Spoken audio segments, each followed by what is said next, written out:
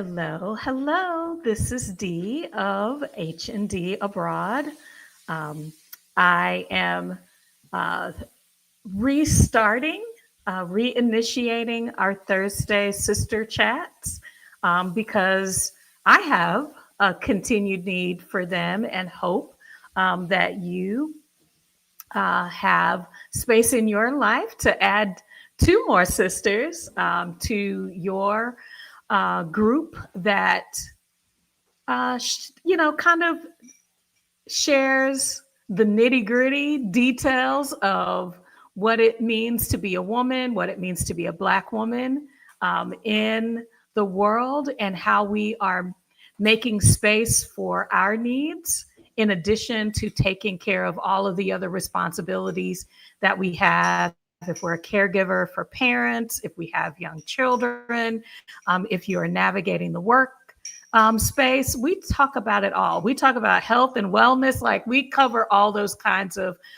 sister chat kinds of things on this channel. I want to say, hey, Music Fever. Good to see you. As you all know, if you are joining us live, please say hello in the chat. That is what we do in the sisterhood in this community. But if you have a topic, because we've covered a lot of things, but I'm never opposed to going back and revisiting a topic or discussing something new. So if you are joining us in the replay, we are so grateful. Make sure you put hashtag replay and any questions that you have concerning this topic, or if you have a suggestion for a topic we could cover in the future, we always appreciate that. So I am not afraid. I guess I should start it that way. I am not afraid to admit that there are a lot of things that I'm good at.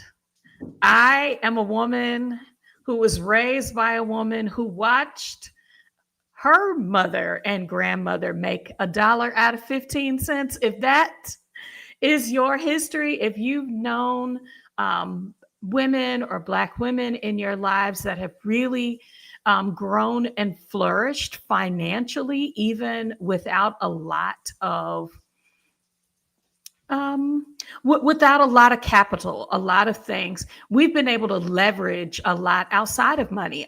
I know Sam is here to talk about money, but like I came from a culture of barter.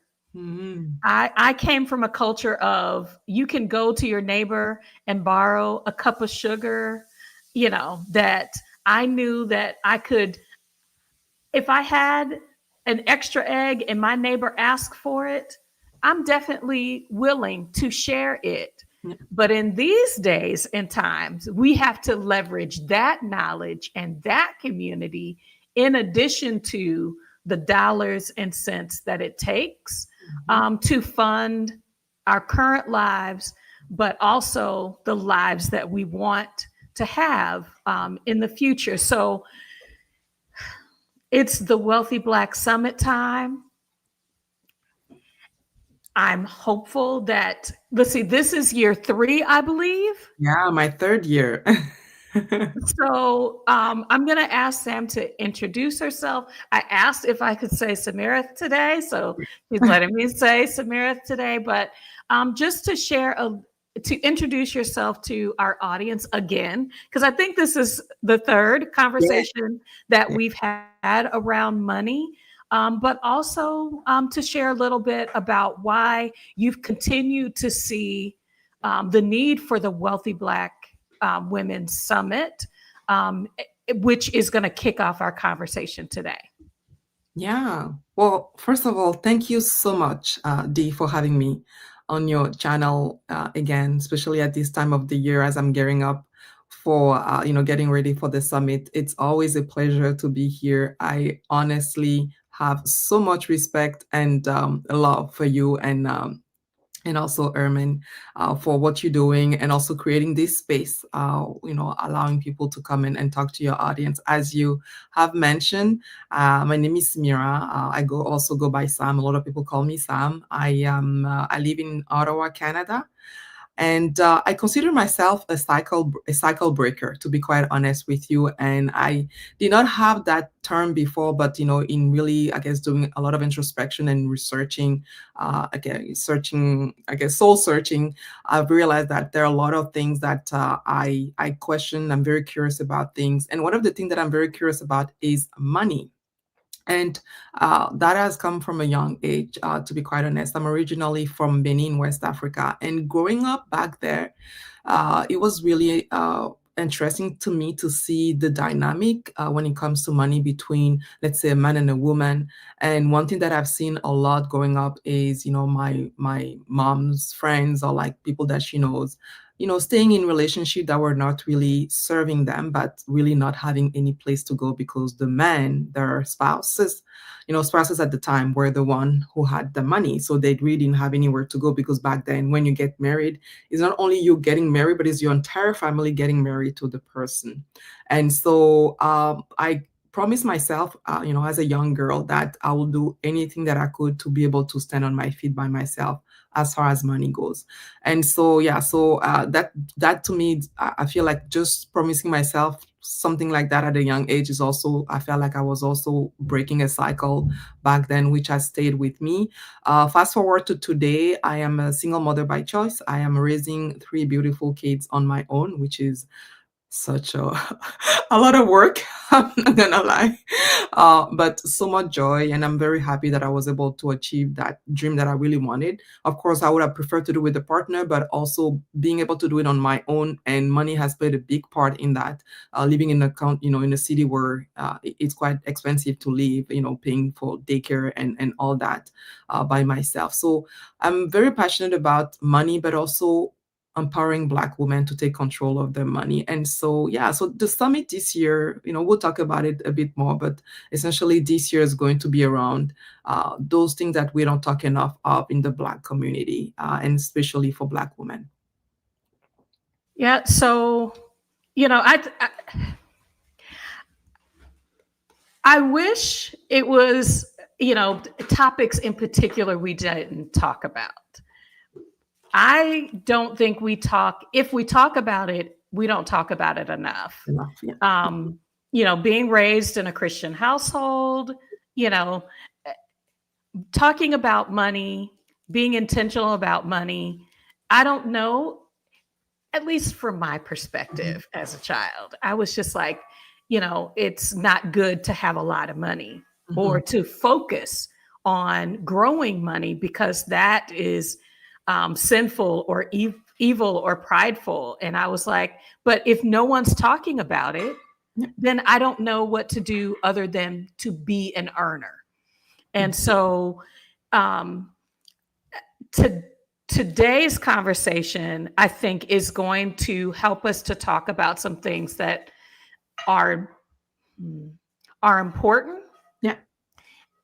Some of us have dug a little bit deeper into them, but I think talking about, as you shared, some of that why, whether it's cultural, whether it is, just kind of religious, or just who would I have asked questions, because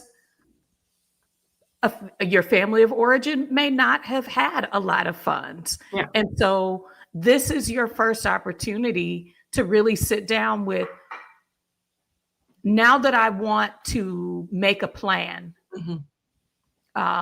and I can see my way.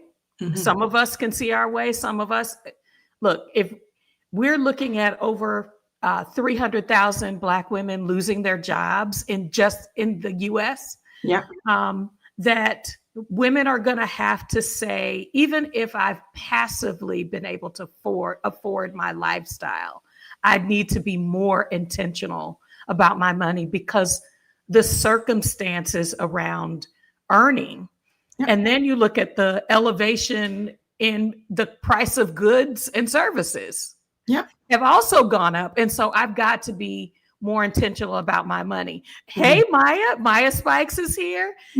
She and I are in several communities as well as you, Samara, is about moving abroad, which means we've got to get more specific, more intentional about how we are holding on to our money, saving it, how Yeah. we're budgeting it to live now.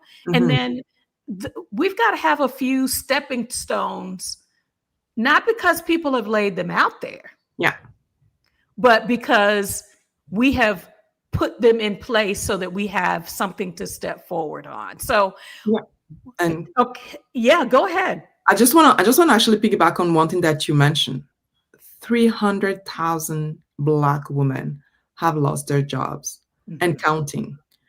And that made me, so when I was preparing the summit this year, I really wanted to have something that's going to be very tangible. And so Malcolm X said back in 1967, you know, the most disrespected person in North America is the Black woman.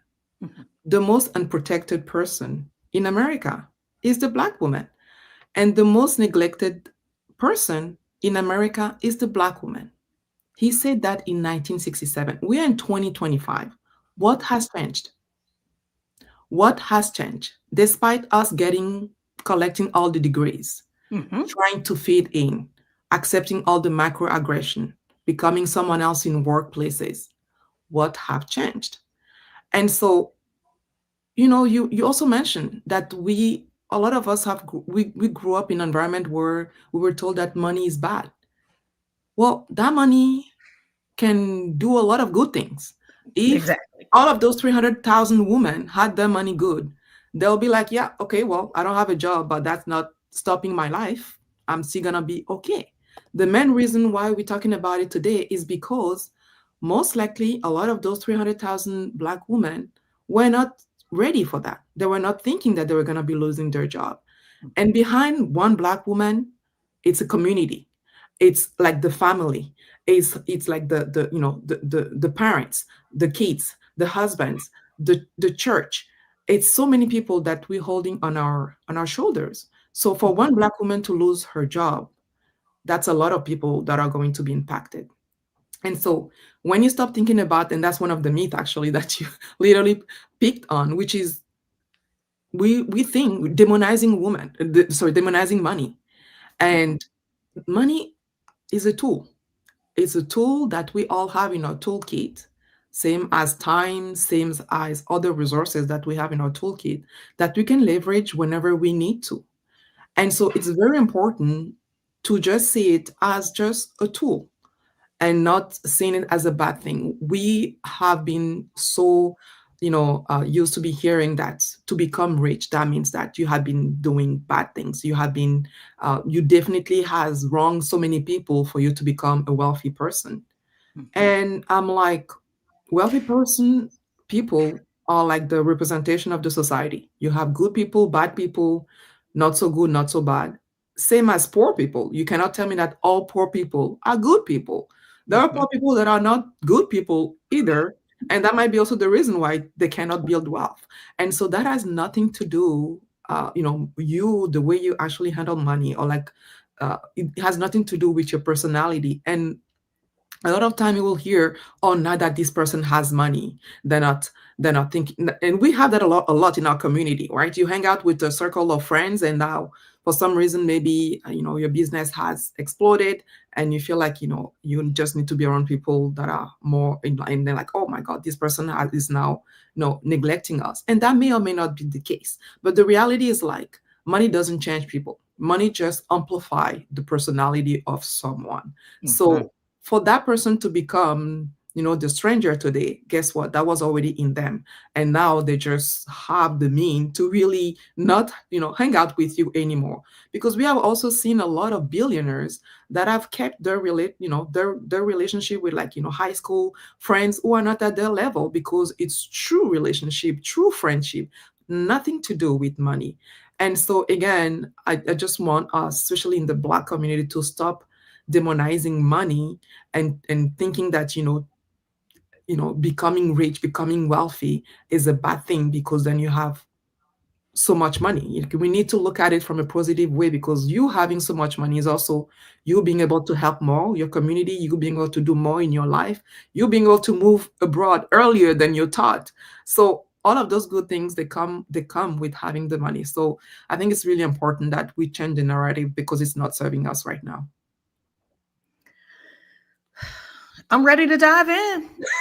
If you have questions, if you have comments around, especially the connection between things that women believe that you are growing in your knowledge to realize is a myth, put it in the comments. I think one of the first that I feel like was a myth is that I had. Let's see. Well, I guess you can say the first one around investment Mm-hmm. is that investment, the stock market and investments is a gamble for your money. It is more of a gamble for your money than putting it in a savings account that has a steady rate or predictable rate of growth. And I guess the second myth is that you have to have a lot of money to invest. Can Mm-hmm. you talk a little bit about why there are myths around investing? What is invest? What Well, framework are you seeing women really struggle with investing? so I'm going to be sticking with Black women because they're my clients. They're the one that I talk to the most when it comes to money management. Mhm. And when it comes to short term, like saving, we are very good at it. Like I was saying, we can stretch the dollar. Like we are so resourceful for like making sure that we stick within the budget and all of those things. However, when it comes to building the wealth, the long term vision, the investing, that's where essentially we're not really sure. Like we tend to be very scared about it. But you have to also question yourself, where are all of those myths coming from? Mm. Where is it coming from? Because the reality is like it's a way to keep us fearful, to keep us small. Yes, you put your money in your savings account, but if the rate on your savings account doesn't even keep up with inflation, you are losing money. Like your $1,000 today is not gonna be able to do whatever the $1,000 in one year won't be able to do what your $1,000 can do today, and you Mhm. cannot build the wealth like that. So of course, you have to even like, all of those financial institutions that are saying, come and put money in my high yield savings account and whatnot. Yeah, that's fine, but then they turn around, they take your money and then they do like some transaction, they lend it on credit card at 20% or they lend it on a car loan at like 10%. They're making the money off of you, or like I feel like my money is secure here. It is secure, but it's not really helping you for investing. And that whole thing of like you'll be investing, you need to have a lot of money to invest, that may have been through 30 years ago. But in today's day and age, where you can literally open a brokerage account and then, fund that account within like 10 minutes, and everybody has, a cell phone, all of those things that it's available. There is a gap that, for us to get to that point, and the gap is knowledge. But here's the thing: who are the most, I guess, like who have the most degrees Mhm. in the US? Black women. Black We women. know how to collect them. We'll go for the masters and the PhD and the postdoc. We do all that. But when it comes to getting the knowledge for us to be able to build the wealth, then we freeze because the entire world has told us that we cannot do that. The wealth is not for us. It's for all of all those people, but it's not for us. And that is not true. And that's where we need to be changing all that. And it's going to require time, it's going to require work, it's going to require effort. But we are so good at, moving mountains in other part of our life. Why, Mhm. when it comes to our money, we cannot do the same? And so, again, it's a lot of myth, it's a lot of, uh, I'll say, like, inherited stories. And a lot of us, growing up, like for me, my parents never sat me to be like, here's how money works. I had to figure it out by myself, right? So, and I've seen families where they will make it a point for the boys, like, the boys in the family to know how money works. But the girls, they don't really care much because they're like, she'll get married, her husband will handle it. And Hmm. so you have that dysfunction, like in where the little boy understand everything business wise and money wise, but then the little girl doesn't much because we want her to be good at, like, house chores and managing family finances, but like, the short term, like, being able to pay the bills and do groceries and all of those things. But like the long term, we don't know. But here's the thing. If we are in a relationship, if you are married, there are chances that we're going to be outliving our spouses. We need to know how those things work. We're going to be inheriting some money at one point. We need to know how those works. And going back to investing, this is so key to making sure that not only you build the wealth, but also you actually keep the wealth, because it's not just a matter of building it, but it's also a matter of, like, making sure that it is still working for you and is still meeting your investment strategy. So again, Mhm. that whole thing of like, I need to have a lot of money to invest, that is not true anymore. That's definitely, to me, in today's day and age, it is an excuse for you not to actually invest. I, a couple of things before we move to the second one. Mhm. I think the biggest things around investing are that we need to consider. We can start small, is what I heard you say, Yes.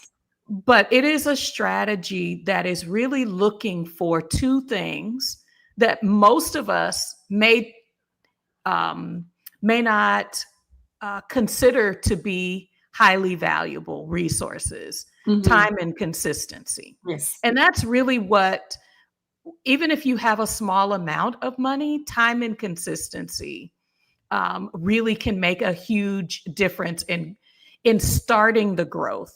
Mhm.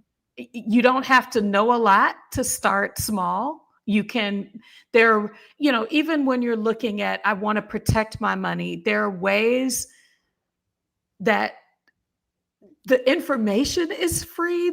A lot of the education is free through a lot of the brokerage houses, Mm. like Fidelity and Charles Schwab have a lot of just basic investing. They give a lot of support. So if you're thinking about investing, getting education will help you to see what fits Yeah. with either your personal risk, Mhm. or like, look, this is the one thing I understand now, and then I can move or expand. Exactly. But all of it is, we have to, the more we expose ourselves to learning, then we can with confidence start with the one, and then expand it. I Yeah. think the same goes for business. I think you were even talking about that. I'm sorry, were you Yeah. going to comment about that? No, I just wanted to, to close, anyway, to add to the investing part. I started investing, I'm going to be honest, I started investing out of fear. When I finished from university, I had my master's, and honestly, I was so full of myself. I was like, oh, I have like a bachelor and I have a master's. All of those companies are gonna come and, to hire me, and it took me 4 or 5 months to get a job. And what job? It was like, um, entry job, customer service in a call center in a financial institution. I was like, oh my God, after all of these studies, that's what I get. It was like $27,000 after 5 years at university. That broke my heart, but that was like, Mhm. after 4 or 5 months, I would have taken anything.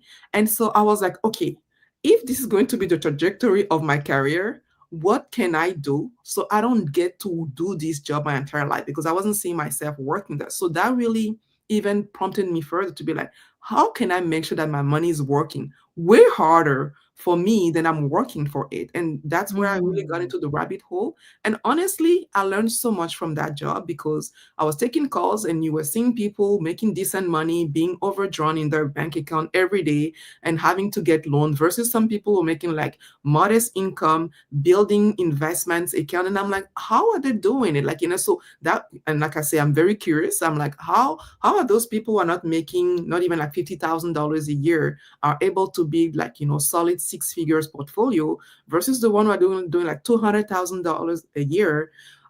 They can barely pay the bills on a monthly basis and calling me to see if I can give them an overdraft, a loan. And so then you realize that, okay, listen, there is a strategy here. You need to make sure you save the money, but also you make the money work for you. And it took me 15 years of consistency with my investing to reach where I'm at right now, which is essentially a fully funded retirement. And I did that all by myself. So I never really used an advisor. So at the summit, I'm going to be really teaching Black women how to manage your own portfolio, because you don't really need an advisor. Of course, you need to know yourself, because that's the thing. You need to know yourself, and then so you sure that you're going to stick with it, whether the market is up, down, sideways, doesn't matter. You know your investment strategy, all of those things. But there is a way to do it. I did it by myself. It took me 15 years. 15 years. Like I started when I was, like I said, when I was, I think 24, 25 anyway, and then by 40. I have a fully funded retirement. So today I'm not investing that much, and thanks God, because with those kids I wouldn't be able to. But it's really freeing. Like I know that no matter what, my golden years is not going to be, do I choose between, the tuna can or like, the sardines. I can have the caviar if I want to, because I already put the money into it. And when it comes to investing, you have three levers, right? You have time, you have your rate of return, and you have your money.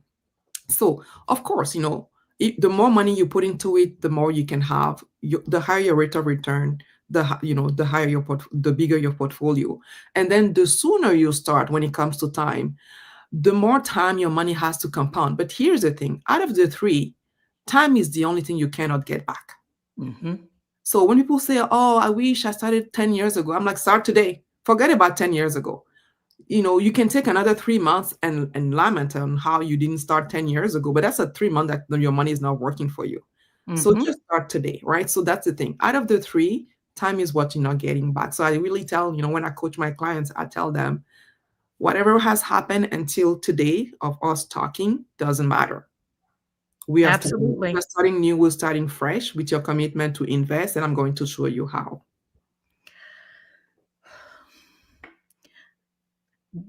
We could do a whole session on just that one. The second myth, I'm going to come at it a different way. Mm-hmm. The myth that I had to bust for myself. Y'all don't judge me. I thought when you invest in education, bachelor's, master's, PhD, you should be able to support yourself on your one job. Mm-mm. And your one job is going to provide the finances for your home, the security that you need for your lifestyle. Mm-hmm. What does Stephanie Perry say? Y'all can say it in the comments. These jobs and loyal. Ain't loyal. These jobs are not loyal, as we have given example of 300,000 Black women in the U.S. losing their jobs earlier this year. Hey, good evening, Magnolia Bell. We are talking about the myth that the second myth, there's myths around investing, and we busted those with everybody's got time. Everybody has the gift of time. If you are breathing, you have the gift of time. Yes. The length of time depends on you. The best time to start is now. No. The second is that even if you have employment today, where is your business mindset for your own business? So let's just talk about why having a business is a part of busting a money myth for us. Because I put out there mine that I thought that, when I first started, my investment was in education, a willingness to learn, and the desire to contribute to the larger goal that was somebody else's. That's not the whole game here. So exactly. Let's talk about it. I honestly think that all of the Black women should have more than one stream of income. That's just what it is. Whether it's your employment or even your business, hoping that your business is just one, like, one specific aspect. The reality is like we say, one stream of income is too close to zero stream of income. And for a lot of us who are still in the corporate, let's just be it. Like, the reality is like we can just go tomorrow at work and be presented with a pink slip to be like, thank you for your hard your job, your work for all of those years, but we don't, your position has been eliminated. I'm pretty sure we all know someone that have been through that, or we have been also through that ourselves. And Mhm. so, but here's the thing is like, when are we going? And that's why, the theme for this year's summit is wealth as resistance. In the sense that we need to establish like a solid foundation where it doesn't matter what's happening to us, like it does, whether we the job is there or is not there, we have our foundation solid to help us, because the reality is like something's gonna happen. It's not a matter of if, it's a matter of when. And that could be a job loss, that could be unfortunately a disability, you'll be diagnosed with critical illness, that could be a death, that could be all of those things that again we don't really like to talk about, but that are like Mhm. reality that can actually happen. And the thing with us Black women, we do have the business mindset. Like, tell me, D, do you know any Black woman in your life that you be like, this person cannot do anything, like they cannot have something, like we always have something that going on, like we always try to trade to extend, like there's always something that we trying to. Somebody's doing some hair. Exactly, like Somebody has learned how to do nails, nails. lashes, all of those things, there's something happening, right? But the Yes. thing is, like, we don't take it to the level where it becomes a sustainable business. Like, most of the time, it kind of like a hobby on the side. I'm doing it here and there, but we don't really dedicate the time, the resources, the effort, getting coaching, even like business coaching, to really help us, bring it to the next level.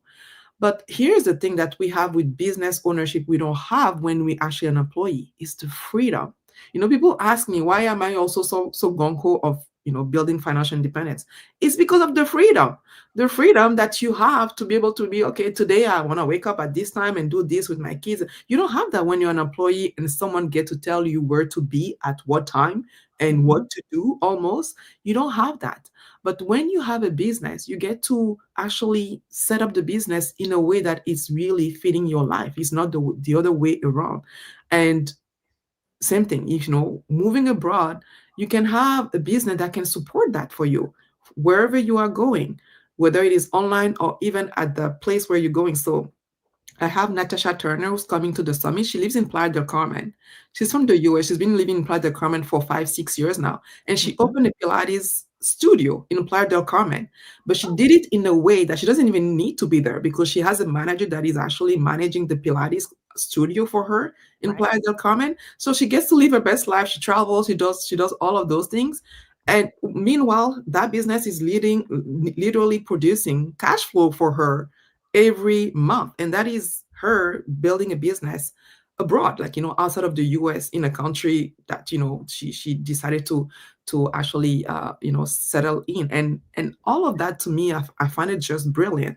And so when she comes, she's going to be telling us all of those challenges of building a business abroad, but also how you can do it in a way that you don't have to be tied up there. Because a lot of us, when we move abroad, is not to be attached to a business where we are, because we may want to move and go somewhere else, but there is a way to do it so you can actually still get the benefits without being there. So business ownership, I swear to God, I wish I was actually introduced to that idea earlier. I wouldn't have gotten that many degrees, because honestly, I don't even know if I've done any job today where I use my master's. I'm like, so what is the point? Please don't say that out loud, because it's the truth, y'all. We have spent all this money. I Yeah. have given not just it's not just the cost of the education. If you are in student loan repayment, Oh, many have cried bitter tears, including me, about what it's taken to give that money back. And then I could have used, we were just talking. If you have joined us, hello, Dr. Linda. Good to see you. mhm. Many of us have shared in this broadcast today that I, I didn't even, I didn't even use the degree that I spent all that time. When I got out of school, I could have gotten that same job with my high school graduation diploma. Fact. And the bitter tears that Yes. I was just like, you mean I ended up in the same place? Yeah. But what I'm hoping that Black women are hearing in this conversation is, yes, we have academically prepared ourselves, but our raw talent, the things that we do right now, cook a meal and take it to a friend. Mm-hmm. I'm not saying you got to open a restaurant, but Fish Fridays have buried many a people Right. in the US. You hear me? Fish fries have generated enough income to pay for Mm-hmm. a funeral. Mm-hmm. You know how to plant a garden. You know how to grow things. People will pay you to do those things. People will pay you. Hey, can you share? I've heard your debt repayment journey. Mm-hmm. Mm-hmm. That was a source of shame for me. Yeah. But I can tell you now, I know how to split a budget. I know how to look at the numbers and look Mm-hmm. at your lifestyle and help you make those adjustments. These are things, your battles Mm-hmm. might actually become the blessing, the business that can take you. Ozzy, she has leveraged her knowledge Yeah. in remote work to then be able to say, yes, I can do this for someone else. If you have a job, and I will not belabor this second point because we got a couple of more to get to. But let me tell you why you know what you know is valuable. Somebody's Mm-hmm. already paying you Yeah. to do it. Exactly. Yeah. But you know what? And that's because also you said Dr. Linda, but that's the other thing. Finally, when we decide to start the business, we don't charge enough. We don't charge enough. That is just the reality. And so actually Dr. Linda is coming to the summit this year because I want her to do a session on how to price your services Yes. correctly. Even myself, when time comes for the summit, or like even for my coaching clients, I know, like, the way sometimes people book my services, I'm like, I don't think I charge enough for this. It's just that's just what it is. Of course, and that's the thing. We are so giving. Like, we wanna share, we're so nurturing. And Mhm. so we could give that information for free. That's just the reality. We could give that information for free, but don't forget also that it's our time. When I'm Yes. actually in a session with the client, it's time that I'm not spending with my kids. It's time Mhm. that I'm not even resting, and I need to rest more. So it's precious time. So, and I know that essentially how I'm going to be setting up that person for the future, how much is gonna make them in the future. So we need to be comfortable charging our price. And Mhm. if you feel like the circle or like, your network is not going to be paying you that money because you feel like they don't have the money, then you need to find the people who are going to be able to pay you that money if you know that you're charging the right price. But a lot of us, me including D, I'm not gonna lie, still struggle with like, how much do I charge for this? Right. How much, how much am I gonna charge for my services in the way that it's going to be, I'm not going to feel like, as if I'm giving my services away, but also it's going to be enough for me to sustain my life. Because at the end of the day, you want to be able to get enough from your business to actually, pay your expenses and some. And yeah, so Dr. Linda is really good for things like that. So she's coming to the summit and she's going to be doing a full session on that. And I'm hoping that, for those of us who have like especially big service businesses, we're going to be Mhm. leaving that session with more clarity on how to price our services and being confident about that. Yeah. Yeah. These are financially uncertain times. Hmm. We've talked about all of the things at play and the unpredictability of employment. I just had a colleague. I thought that they would give 6 weeks notice. This person had one pay period. Yeah. And scrambling, even though I work for a large company, scrambling because this person is the head of household and is trying to figure out how am I going to pay my bills if I'm not working. And we at least need to be considering all financial angles. That's where I think the wealth mindset really should say, I want to open every available door. What doors have I looked into? I want to open them a little bit wider. What doors have I not considered, Yeah. or that I've been afraid to open, or that I didn't realize was truly available to me? And let's start moving those levers. Let's start opening those doors because we have to. We have to. Not from an overwork, not from a focus of productivity, but for peace of mind. Yeah. And this is so great. This is so great. It's like it's really being able to think about all of the angles. And one of those angles is insurance. And that's That is exactly where I was going, because it's okay. So I'm in HR. It's annual enrollment time, and Herman and I were sitting and talking about, we're on a good track for saving, emergency funds, all of those things. But I was like, insurance is where I protect, Mhm, where I mitigate my vulnerability, where I transfer the risk mhm, to someone else. yeah, And with medical bills being the number one cause of personal bankruptcy in the US, if you are not considering insurances, especially those of us who are at a certain mhm, age, and I'm talking mhm. about us in the 40, 50 plus category, that we may be more likely, but also looking at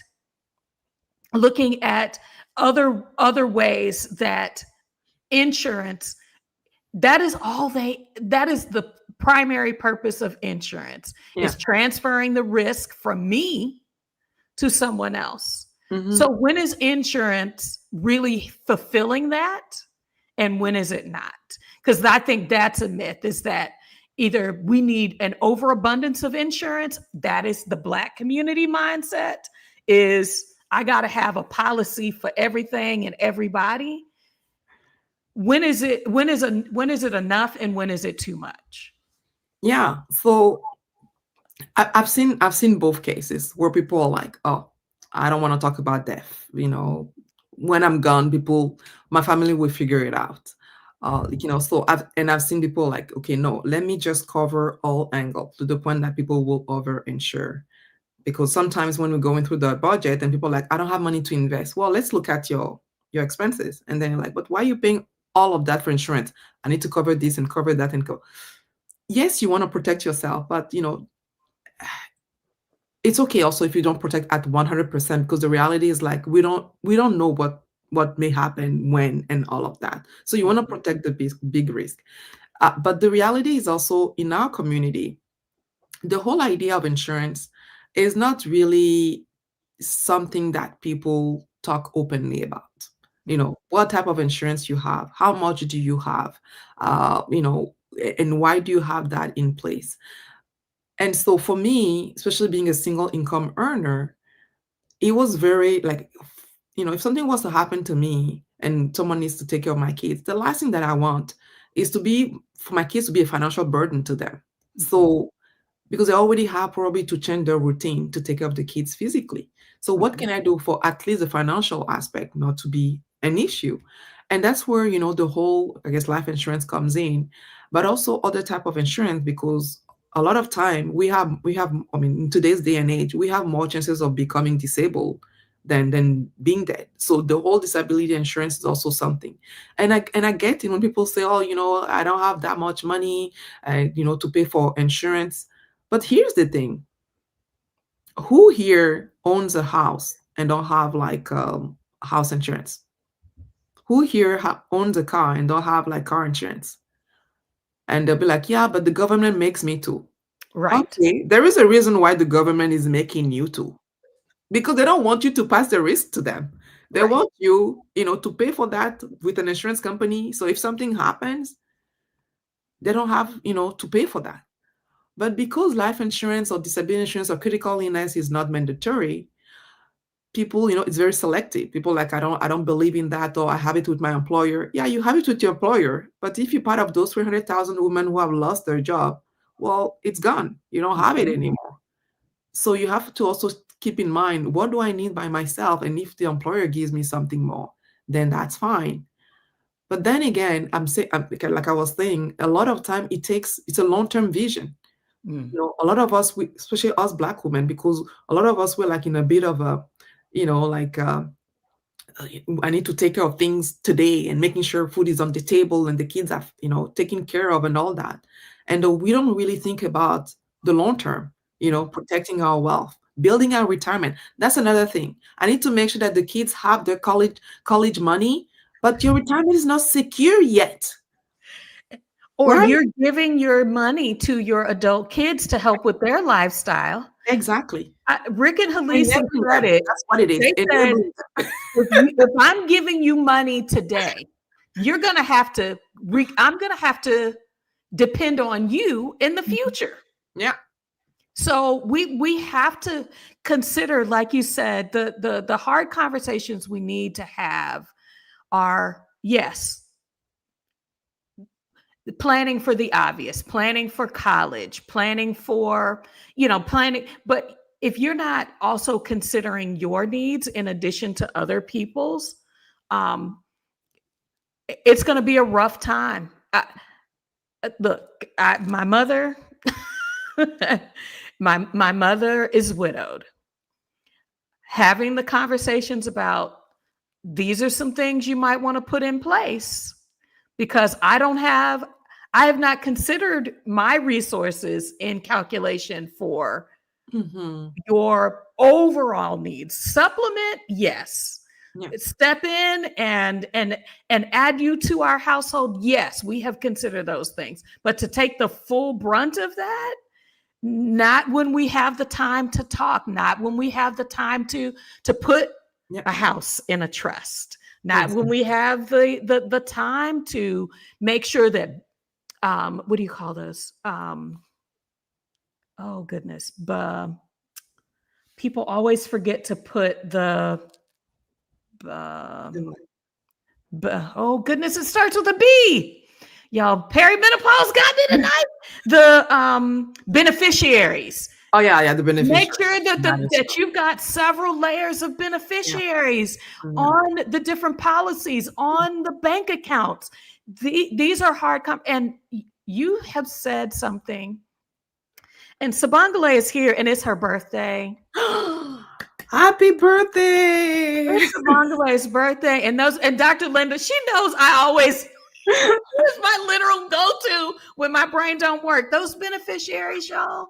If you don't have them on these policies and you lose a family member, all of this planning that you've done now goes into the ether and funds somebody else, government or whatever. When you have, so these are the hard conversations where in Black households, I'm just going to say in a Black American households, I don't know about anybody else, but we don't want to talk about death. We don't want to plan, because, if we talk about it, then something's going to happen.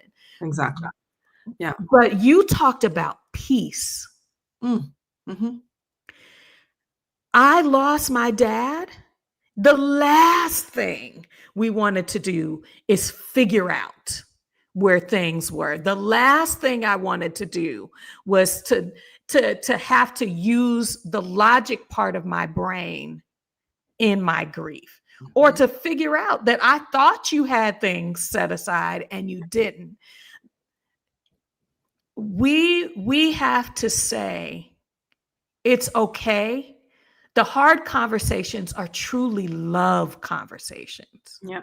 The hard conversations we need to have with our children about, you need to be setting aside your own money. You need to be maximizing your own benefits, because when you're grown, and we have 20, 24, and a 25 and a half year old, we want you to be able to sustain yourself. and not wait till mom and dad die. That's your retirement savings, is waiting Right. for us to die so that you have access to the funds that we've set aside. That's we lovingly put that money aside, but our love, our the myths that we're breaking is that we can teach. And it's not too late. We can teach about money. We can teach. We can be an example of what it means to not only save well, Yeah. but also to spend well, to spend our time well, to spend to establish our estate. Yes, exactly. Yeah. And that is how we show our love to you, not just in the gifts, the financial gifts that we give to you. Mm-hmm. We are building a legacy, and that money, if you don't believe that money is a legacy, Where have you been? where have you been? And we know the things in the Black community here in the US, I'll just say it that way, because that is my lived experience, is that we have been disadvantaged from a financial legacy, generations of Yes. financial legacy. Yeah. But like you mentioned at the very beginning, we are breaking chains. We are making decisions that even if it hadn't been done before, even if it wasn't taught to us, that we can start, we can right the ship, we can put the train on the tracks so that future generations have a model, future generations can benefit. So how do you want us to consider the importance of sitting in a community of folks that are learning, people that are sharing their personal experiences as presenters, but also there's some community time during the Wealthy Black Women Summit, right? Yes. So there will be some community time, some like it's like a Zoom session where people can actually Black women can come and talk, kind of debrief from the session. And we also have the Facebook group. It's a small group right now. And so the idea behind it is really creating that space where we are comfortable talking about money. And for a lot of us, it is not an easy topic to talk about. And there is so much trauma, actually linked to money that a lot of us, we're not comfortable. But the reality is, like, we live in a world where money is important. A lot of things that we do is because of money. Anything that we buy it with the money. And so we just need to learn how to use it to our own, for our own benefit. And so I really encourage, when people join to, of course, being open and be like, I have this question or this is happening. What do you guys suggest? Because I also think that having that dedicated space for just us Black women is going to be helping us breaking cycles that is coming from, our own community. And so, one thing that I don't know if people know, but a lot of GoFundMe that are done, that unfortunately when someone passed and unfortunately they didn't have the proper insurance in place, they didn't do the estate planning, they didn't do any financial planning. A lot of us, we find when a lot of families, Black families, will find themselves on GoFundMe. The reality is, like, we are the least people that people give money to on fundraising platform like GoFundMe. So, like, just to say, even if someone who didn't know us feel like giving $100, for some reason, the Black people on platform like that raising money are the least to receive money from people. So it's just telling you that we cannot expect anyone to come and save us at this point. We need to be able to put the right systems in place. First of all, to making sure that it's serving us while we are alive, but that also whenever we have to, we transition, that those systems are not broken in pieces to the point that our families are impacted. We want to make sure that it's a way to making sure that, to show love, like you were just mentioning earlier, to show love to our family, making sure that whether we are here or no, of course, you're going to miss me, but your life is not going to be impacted to the point that, you're going to remember that time that I was gone, because your entire life would have changed based on that. Mhm. And so all of that, those conversations we're not having, we don't want to talk about that. But when that happens, we are really left with nothing, to the point that we have to go on GoFundMe to raise the money. And I'm not saying that, going on GoFundMe to raise the money is a bad thing, but I'm just saying that essentially there are things that we can do to not see ourselves on those platforms, especially that it's not like we're getting that much help when we go on Mhm. those platforms, because we are the least to actually being giving any money when we ask for help.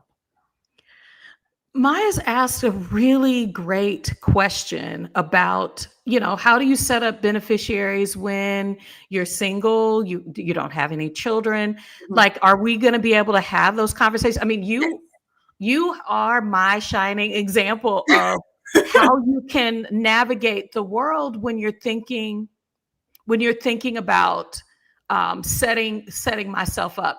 That I believe what you're saying is that every group, including singles with no children, have options and can use their resources to positively impact the world today. And, if they are receiving funds through, the beneficiary or insurance Mhm. process. Can you talk a little bit about that? Yes, so I have a presenter. Her name is Miriam Greenage, and so she does estate planning. So she's a Black woman. Her firm is called the Legal. Oh, she has a YouTube channel called the Legal Code, and so she'll be coming to talk about estate planning. One thing that I will do probably is also send an email at one point, in case, because the way the summit is structured is like you have your day pass, which will give you access to the event day, but also you have the replay until end of the year. And then the VIP pass gives you the replays for longer, and you also get the 30 minutes coaching with me.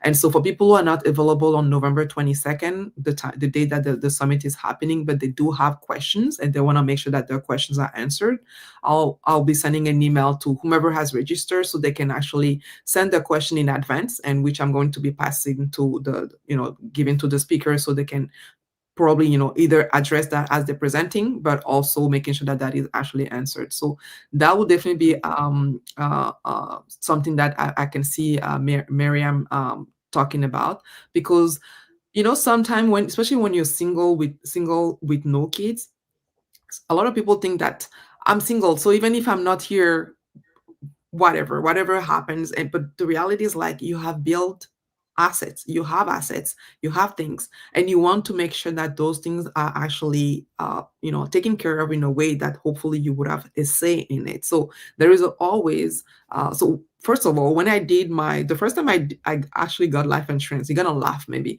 I didn't even have kids at that point. I just set up the life insurance because at the time I had my younger siblings who were living with me. So I was like, yeah, I don't have kids myself. I'm a single income. But the reality is, like, me not being here is going to be impacting my siblings' life. So I need to have Mm. a life insurance in place. So if something happens, at least that money is there, can help them, finish university and all that. And so sometimes we think that, people will say, oh, you're single, you don't have any, you're fine, you don't need to do anything. But like, maybe other people are depending on you. Maybe you want to give money to your church. Maybe you want to give money to some charities, all of that. So again, the estate planning is really important, from that perspective. And same thing for the insurance also. And again, when you talk about insurance, a lot of time we default to life insurance. Well, even if you're single, you may have a disability, right? And so if you're disabled, who do you want to take care of you, like, physically, financially, all of those things, and if you're not able to actually care for yourself. So that Mhm. also in itself is also very important. And so that's the thing, is like, each time that people say insurance, they only think about life insurance, but they're like, yeah, disability or critical illness, that's another thing. You get diagnosed with, God forbid, cancer, all of those type of things. Like you mentioned, the number one reason for bankruptcy in the US is medical debt. It's a serious matter, right? It's various, and even if you're living abroad where healthcare is affordable, you still need some time to come up with the money up front, even if you Mhm. have insurance. And As so it's so important to have, all of your money, in place, and also having the proper insurance. Like I'm checking right now with all of my insurance provider that when I move abroad, those insurance are coming with me. So, the critical illness, wherever I'm in the world, if I get diagnosed, God forbid, with something, that they're going to be able to send me the money wherever I am at, because I don't need. Mhm. So all of that is very important, and ideally set it up, set everything up before you move abroad. It's much easier. Please do. Yeah. Please do. It's never too late. No. That's another money myth. It's not too late. Use the knowledge you have and go from there, but it is never too late. I remember sending you a video, and I was just like, this lady said that 50 isn't too late. And I was like, what? It's not just me. It's not just me. There's a myth around shame and embarrassment Yeah. of what I wasn't taught and what I didn't know. And that is not this community. Yeah. This is not that money community. No one is in the group shaming. We're sharing where we are struggling, where we're growing in our knowledge, where we're growing in our confidence. And this is not a how to get rich quick. This is really the fundamentals.